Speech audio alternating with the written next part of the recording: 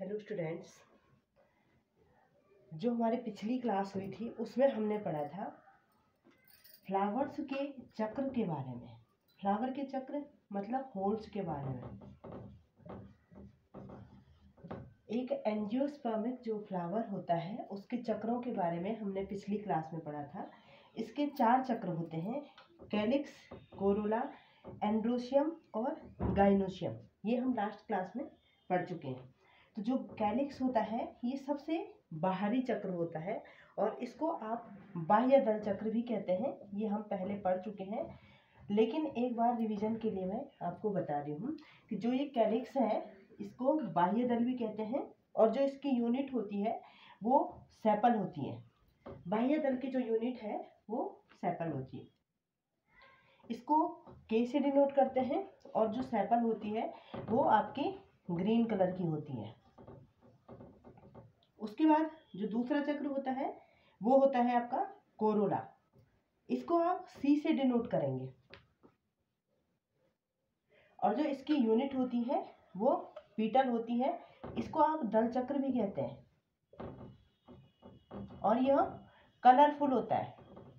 Colourful का मतलब किसी भी कलर का हो सकता है, रेड हो गया, पिंक हो गया, येलो हो गया। जो भी फ्लावर्स की पीटल्स होती हैं वो उस पीटल को मिला करके, या एक यूनिट पीटल है और उन सबको सामूहिक रूप से आप दल चक्र, जो बाहर से लेके अंदर की तरफ दूसरा चक्र होता है, उसको बोलते हैं कोरोला। तीसरे चक्र की ओर हम आते हैं, वो है एंड्रोशियम। एंड्रोशियम को आप पुमंग कहेंगे और जो इसकी यूनिट होती है वो होती है स्टेमन। एंड्रोशियम की जो यूनिट होती है वो होती है स्टेमन। स्टेमन को मिला करके, या एक स्टेमन हो गया, स्टेमन के ग्रुप्स, जब स्टेमन ग्रुप में होता है तो उसको आप एंड्रोशियम कहते हैं। उसको मिला करके एंड्रोशियम बनता है। एंड्रोशियम को आप पुमंग कहते हैं और स्टेमन को आप पुंकेसर कहेंगे। ये पुंकेसर होता है। और जो चौथा चक्र होता है ये होता है गाइनोशियम। इसको आप जी से डिनोट करोगे। इसकी जो यूनिट होती है वो पिस्टिल कार्पल होती है। इसको आप अंडप भी कह सकते हैं और इसी को, जो पिस्टल होता है, इसी को आप स्त्री केसर भी कहते हैं। स्त्री केसर भी पिस्टल को ही कहेंगे और कार्पल को भी स्त्री केसर ही कहेंगे। कई बच्चे कंफ्यूज हो जाते हैं, कहीं पे पिस्टल लिखा रहता है और कहीं पे कार्पल लिखा रहता है, तो दोनों को एक ही चीज के दो नाम है, पिस्टल या कार्पल। इसको अंडप या स्त्री केसर कहते हैं। तो ये हमारे फ्लावर्स के जो 4 चक्र होते हैं, बेसिकली एंजियोस्पर्मिक। अगर आपके पास एग्जाम में कोई क्वेश्चन आता है कि एक टिपिकल एंजियोस्पर्मिक फ्लावर के कितने चक्र होते हैं, तो एक टिपिकल एंजियोस्पर्मिक फ्लावर के मेनली 4 चक्र होते हैं, कैलिक्स, कोरोला, एंड्रोशियम, गाइनोशियम। इसी को आप बाह्य दल, दल चक्र, पुंकेसर और स्त्री केसर कहेंगे। सॉरी, एंड्रोशियम को पुमंग कहते हैं और गाइनोशियम को आप जायांग कहते हैं।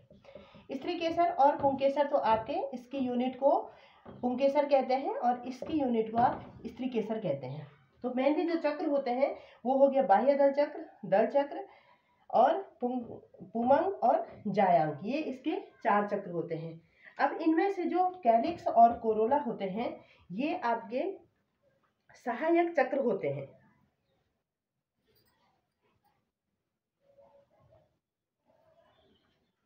जो कैलिक्स और कोरोला होते हैं ये आपके सहायक चक्र होते हैं और जो एंड्रोशियम और गाइनोशियम होते हैं ये आपके नेसेसरी होल्स, आवश्यक चक्र होते हैं। एक बार इसका डिस्कस कर लेते हैं।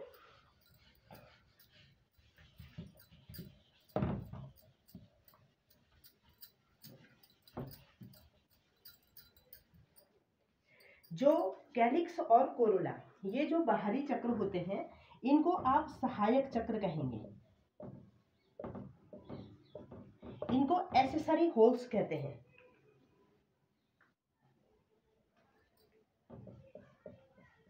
Accessory holes. और जो ये एंड्रोशियम और गाइनोशियम होते हैं इनको आप आवश्यक चक्र कहेंगे। ये होते हैं नेसेसरी होल्स।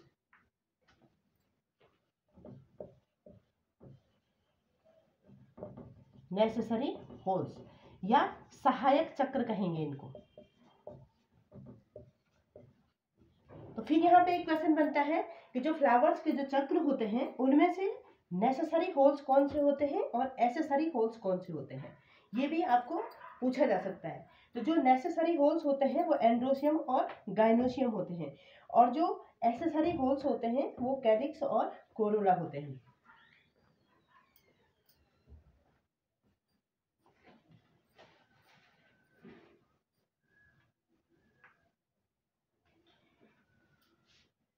अब हमने इसकी यूनिट के बारे में पढ़ा था।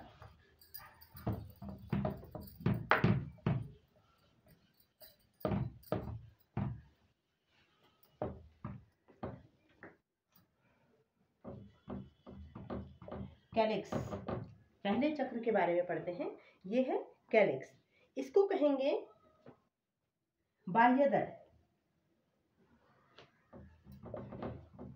बाह्य दल, और इसको आप के से डिनोट करते हैं। ये हम बार बार रिपीट कर रहे हैं, इसको के से डिनोट करते हैं। कई बच्चे होते हैं फ्लावर के बारे में सब कुछ जानते हैं, लेकिन उसके जो होल्स होते हैं उसी के बारे में कंफ्यूज हो जाते हैं। तो सबसे जो बाहरी चक्र है कैलिक्स है, उसको बाह्य दल कहते हैं। इसको आप के से डिनोट करते हैं, और इसकी जो यूनिट होती है वो होती है आपकी सेपल। सेपल आपकी ग्रीन कलर की होती है, इसका जो कलर होता है वो ग्रीन होता है। अब फॉर एग्जाम्पल एक रोज ले लीजिए, सपोज ये एक फ्लावर है, रोज का फ्लावर है। इसमें आपने देखा होगा कि ये जो बाहर की तरफ छोटी सी पंखुड़ियाँ, ग्रीन कलर की जो छोटी छोटी पंखुड़ियाँ लगी रहती हैं किसी भी फ्लावर पे, बाहर से छोटी सी लीफ लाइक स्ट्रक्चर, पत्ती के समान जो संरचना होती है उसी को आप सेपल कहते हैं।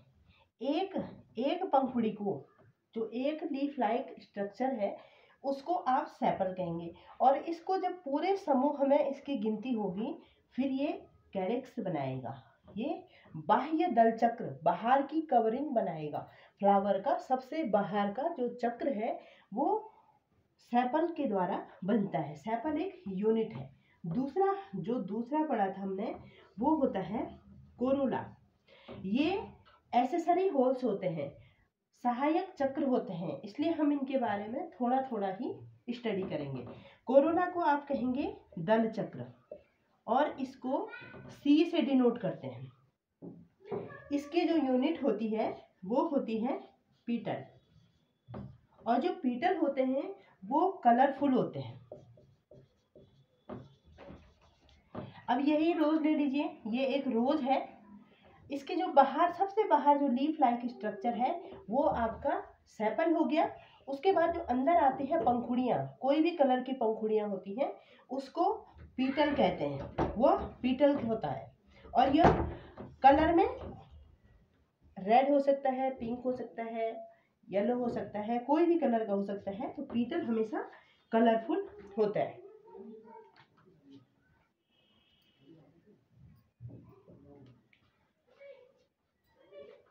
ये हमारे एसेसरी होल्स हैं। अब हम नेसेसरी होल्स की ओर चलते हैं, जो हमारे आवश्यक चक्र होते हैं उसके बारे में थोड़ा सा स्टडी करेंगे।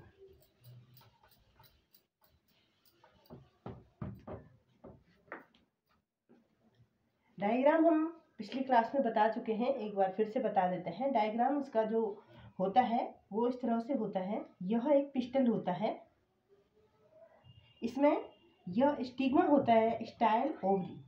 उसके बाद यहाँ पे आते हैं हम, तो ये आपका स्टेमन होता है। उसके बाद ये कोरोला, और लास्ट में कैलिक्स। मतलब सेपल, पेटल, स्टेमन और पिस्टिल, ऐसे ही ये सेट रहते हैं फ्लावर में। उसके बाहर से अंदर की ओर हमने सेपल पढ़ लिया, पीटल पढ़ लिया। अब हम पढ़ेंगे स्टेमन।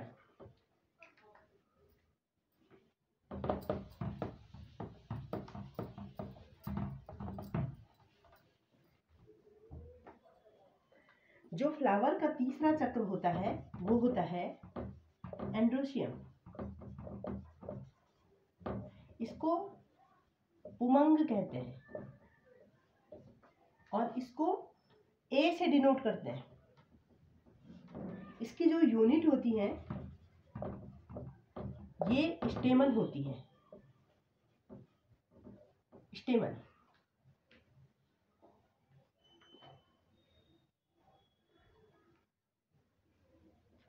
इसकी यूनिट स्टेमन होती है।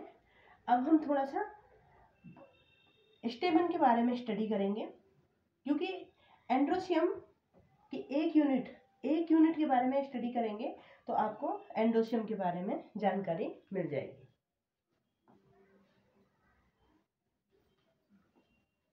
अब जो एंड्रोशियम होता है, एंड्रोशियम में एक या एक से अधिक स्टेमन हो सकते हैं, होते भी हैं या हो सकते हैं। जो एक एंड्रोशियम या एक पुमंग है, इसमें एंड्रोशियम में एक या एक से अधिक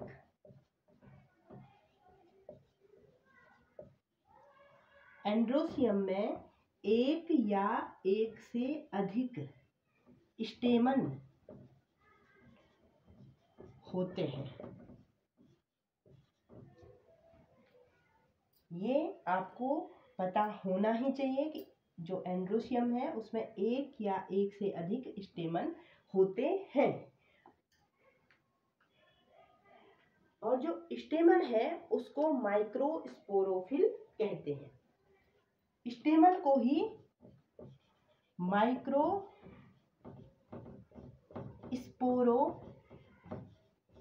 कहते हैं। कई बच्चे कहते हैं कि हमको टर्मिनोलॉजी नहीं आती है। टर्मिनोलॉजी कोई बहुत बड़ी चीज़ नहीं होती है। टर्मिनोलॉजी इसी को कहते हैं। टर्मिनोलॉजी मतलब जो टर्म स्टेमन है, स्टेमन टर्म को ही माइक्रोस्पोरोफिल कहते हैं। आगे बढ़ोगे तो कंफ्यूज हो सकता है।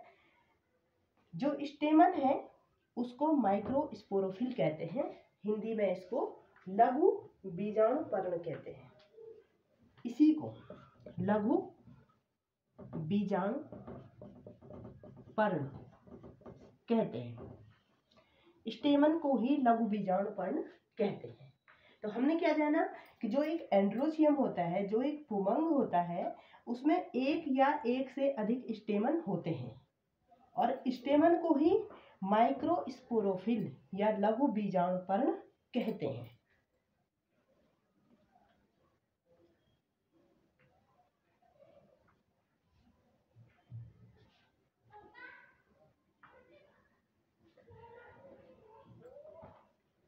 स्टेमन, पुंकेसर, यहाँ पे कंफ्यूजन नहीं होना है। जो स्टेमन है उसको पुंकेसर भी कहते हैं, स्टेमन को ही लघु बीजाणुपर्ण भी कहते हैं और स्टेमन को ही माइक्रोस्पोरोफिल भी कहते हैं। अब जो ये स्टेमन होता है ये आवृतबीजी पौधे का नर जननांग होता है। स्टेमन आवृतबीजी पौधे का नर जननांग होता है।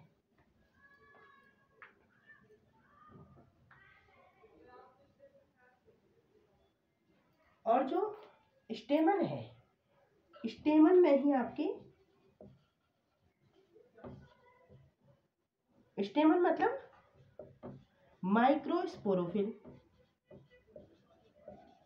और इसी में आपके परागकण बनते हैं। तो इसको ऐसे भी कहेंगे कि पुंकेसर में परागकण बनते हैं।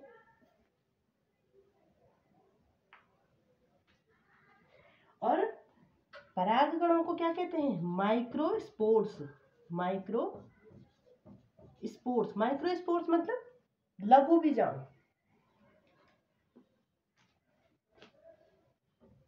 लघु बीजाणु।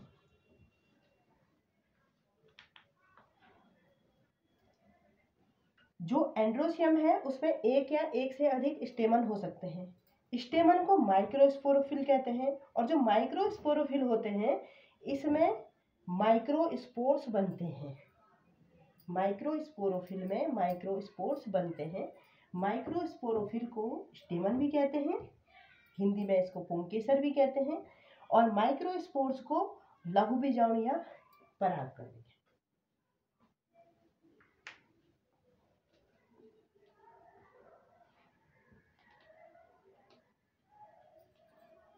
अब जो एक स्टेमन होता है उसके दो भाग होते हैं, एक होता है एंथर और दूसरा होता है फिलामेंट।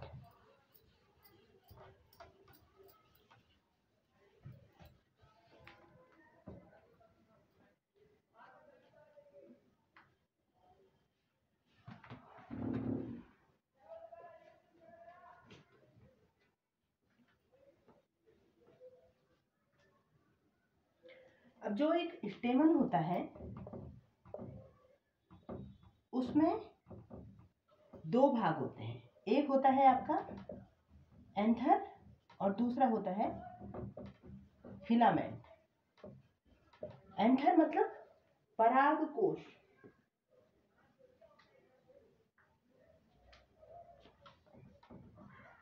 परागकोश, और फिलामेंट मतलब तंतु।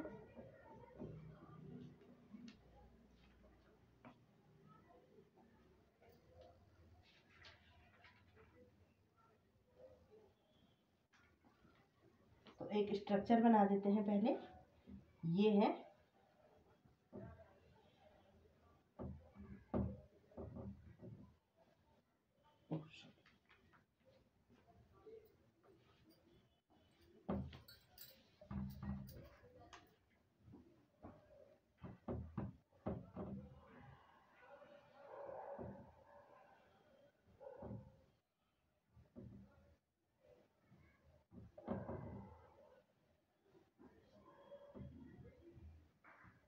ये, इसको बोलेंगे एंथर और इसको बोलेंगे आप फिलामेंट, और इन दोनों को मिला करके स्टेमन बनता है। तो स्टेमन के दो भाग होते हैं, एक होता है एंथर और दूसरा होता है फिलामेंट। अब जो एंथर होता है इसमें प्रायः दो पालियां होती हैं। जो एंथर है इसमें प्रायः क्या होता है, अधिकतर इसमें दो पालियां होती हैं, और जो एंथर की जो दो पालियां होती हैं वह एक महीन संयोजी द्वारा जुड़ी होती हैं।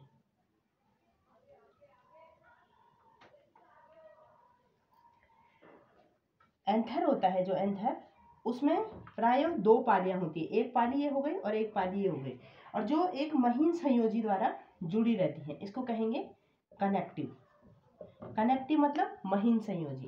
तो यहाँ पे लिखेंगे जो एंथर होता है उसमें प्रायः दो पालियां होती हैं, पालियां मतलब लोब्स। जो एंथर है उसमें प्रायः दो पालियां होती हैं, और वो दोनों पालियां एक महीन संयोजी जिसे कनेक्टिव कहते हैं उसके द्वारा जुड़ी होती है।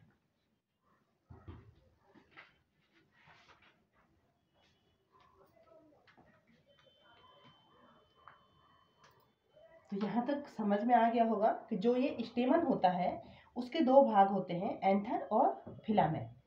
एंथर और फिलामेंट, और जो ये एंथर होता है इसमें प्रायः दो पालियां होती हैं, और ये दोनों पालियां एक महीन संयोजी द्वारा जुड़ी होती हैं। इस महीन संयोजी को आप कनेक्टिव कहते हैं या महीन संयोजी भी कह सकते हैं। इसमें आपको वेस्कुलर बंडल,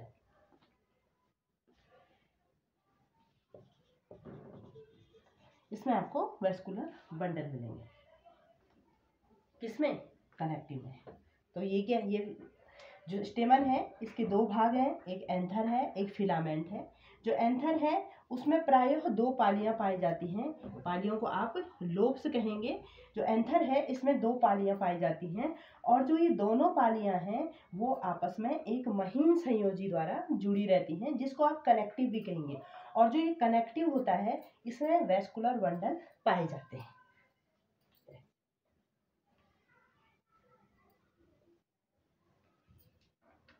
अब जो प्रत्येक एंथर लोब होता है, एंथर लोब मतलब एक लोब ये हो गया, एक लोब ये हो गया, प्रत्येक एंथर में 2 प्रकोष्ठ होते हैं जिन्हें एंथर सैक कहते हैं।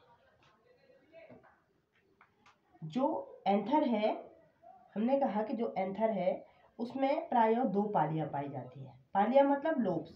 अब जो प्रत्येक एंथर लोब है, एक एंथर लोब ये हो गया, एक एंथर लोब ये हो गया। प्रत्येक एंथर लोब में 2 प्रकोष्ठ पाए जाते हैं।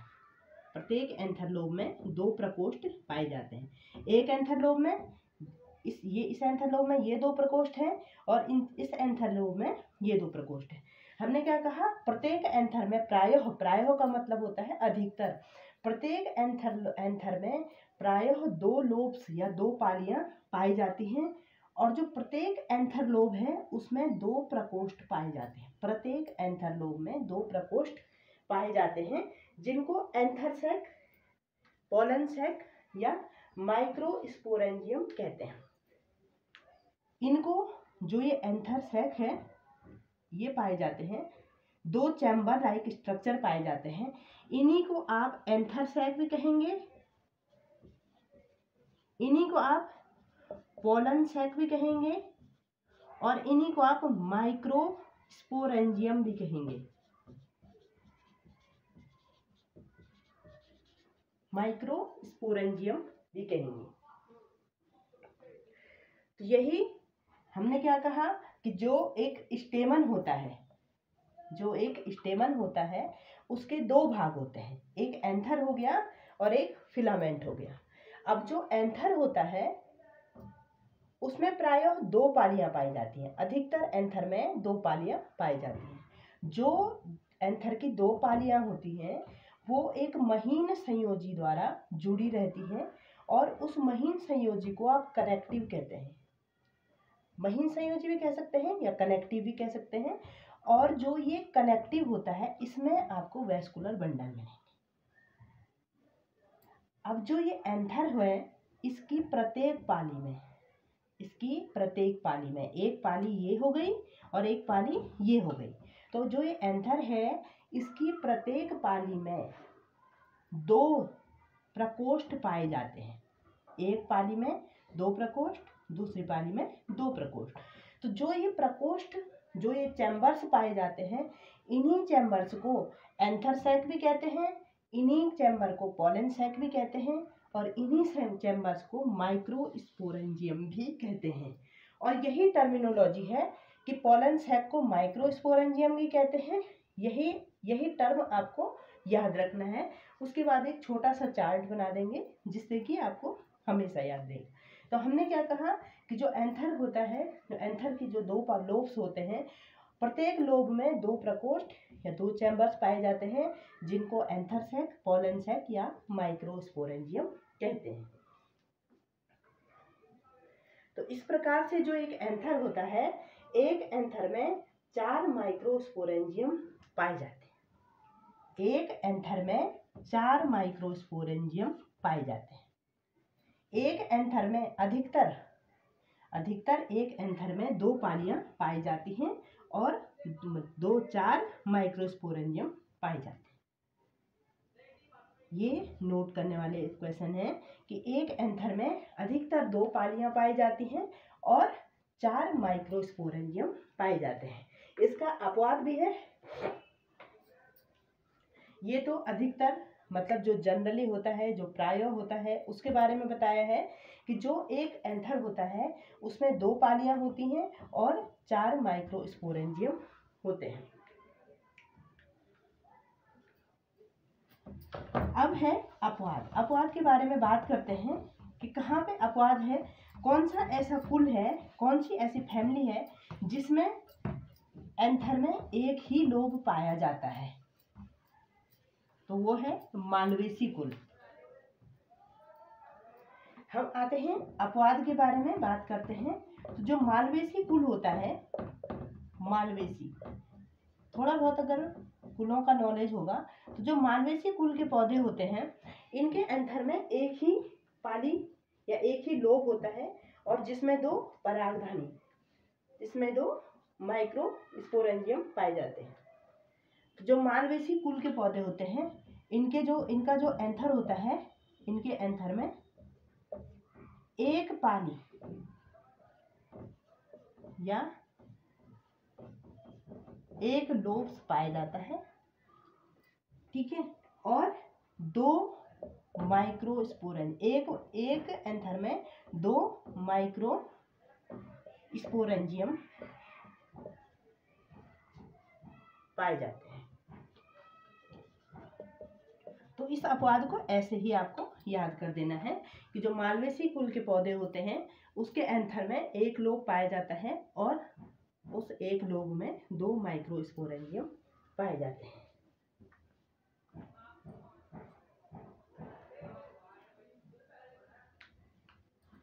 अब जो माइक्रोस्पोरेंजियम है, ये तो अपवाद की बात करते हैं। जो मालवेसी कुल है उसमें आपको एक लोब मिलेगा, एंथर में एक लोब मिलेगा और 2 माइक्रोस्पोरेंजियम मिलेंगे। इसमें कई तरह के क्वेश्चन आते हैं। जैसे क्वेश्चन इस तरह से आ सकता है कि कौन से कुल के पौधों में एंथर में केवल एक लोब पाया जाता है। इस तरह से क्वेश्चन आता है, कौन से कुल के पौधों में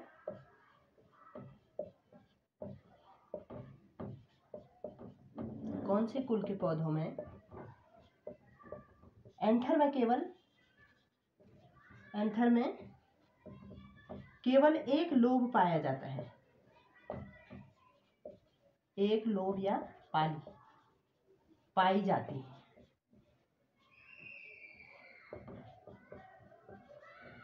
या ऐसे आ सकता है क्वेश्चन, या क्वेश्चन आ सकता है कौन से कुल के पौधों में सिर्फ 2 माइक्रोस्पोरेंजियम पाए जाते हैं। माइक्रोस्पोरेंजियम मतलब लघु बीजाणुधानी,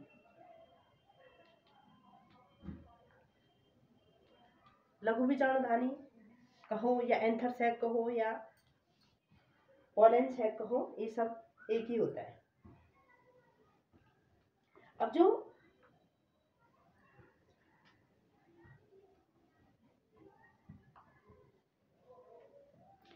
ये आपने नोट कर लिया होगा। अब जो माइक्रोस्पोरेंजियम होते हैं, माइक्रोस्पोरेंजिया के अंदर ही आपको माइक्रोस्पोर्स मिलेंगे। जो माइक्रोस्पोरेंजियम है उसके अंदर ही आपको माइक्रोस्पोर्स मिलेंगे। माइक्रोस्पोर्स कहाँ बनते हैं? माइक्रोस्पोरेंजियम के अंदर बनते हैं। तो जो परागधानी होती है, परागधानी मतलब एंथर सैक या इसको कहेंगे आप माइक्रोस्पोरेंजियम।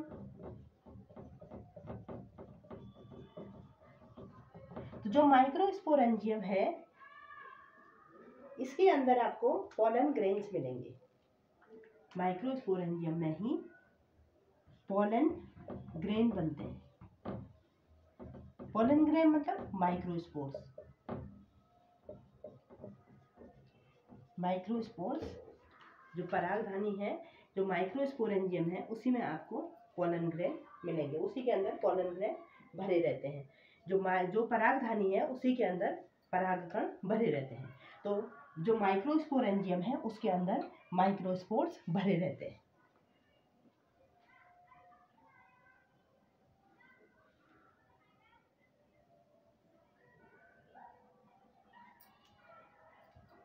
तो अभी हम इसके बारे में ज़्यादा डिटेल्स में नहीं पढ़ेंगे कि परागधानी जो पराग कणों का निर्माण है वो कैसे होता है, ये किस प्रकार से होता है। इसके लिए हम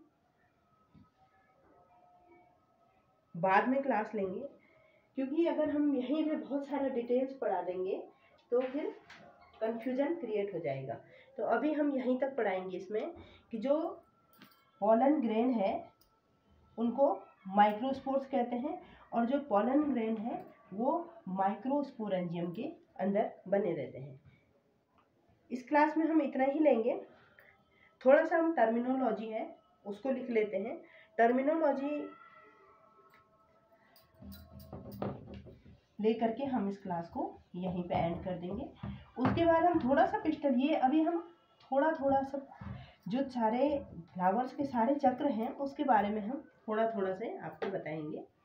उसके बाद परागकण कैसे बनते हैं, परागकण मातृकोशिका से जो बनते हैं वो किस प्रकार से बनते हैं, उसमें कैसे उनको पोषण मिलता है, कैसे वो आगे बढ़ते हैं, उसके लिए हम अगली क्लास में आपको बताएंगे।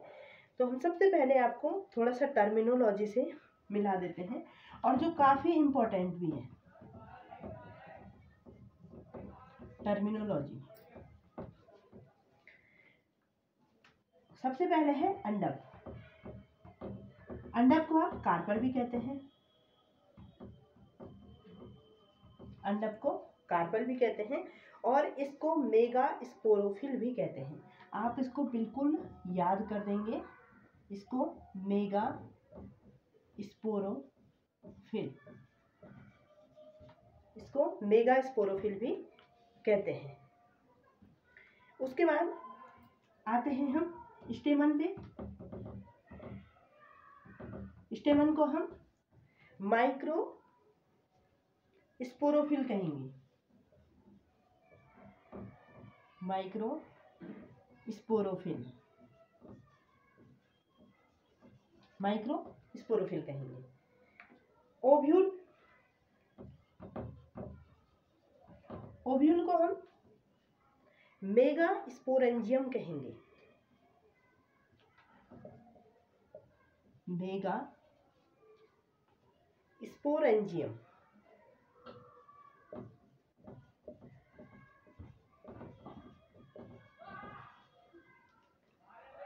एंथर को हम माइक्रो स्पोरेंजियम कहेंगे,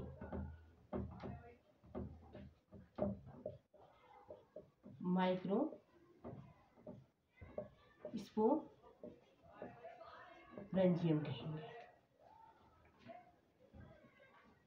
एम्ब्रियोसेक को फीमेल गैमेटोफाइट कहेंगे। अभी हम आगे इसका डिस्कशन करेंगे तो आपको समझ में आ जाएगा। एम्ब्रियोसेक, एम्ब्रियोसेक को हम फीमेल गैमेटोफाइट कहेंगे,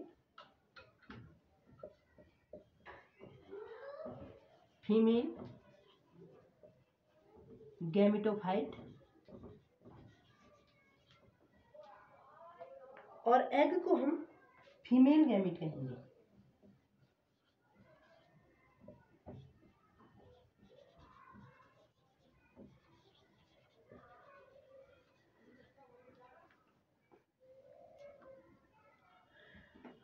तो फ्रेंड्स, ये थोड़ा सा टर्मिनोलॉजी है। टर्मिनोलॉजी तो काफ़ी लंबी है, जैसे जैसे हम आगे बढ़ते जाएंगे वैसे वैसे टर्मिनोलॉजी को भी साथ में लेते जाएंगे। आज की क्लास में आपको बहुत कुछ सीखने को मिला होगा।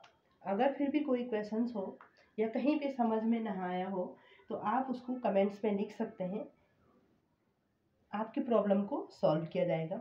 नेक्स्ट क्लास में